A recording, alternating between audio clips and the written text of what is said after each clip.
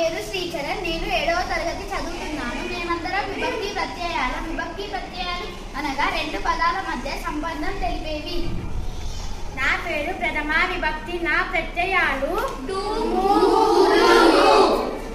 నా పేరు ద్వితీయ విభక్తి.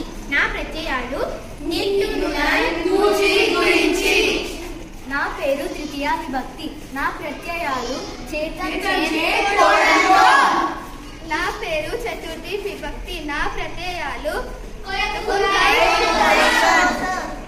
నా పేరు పంచమి విభక్తి. మా ప్రత్యయాలు నా పేరు షష్ఠీ విభక్తి. నా ప్రత్యయాలు యొక్క లోపల. నా పేరు సప్తమి విభక్తి. నా ప్రత్యయాలు నేనే ఆఖరి విభక్తి. నా పేరు సంబోధన ప్రథమ విభక్తి. నా ప్రత్యయాలు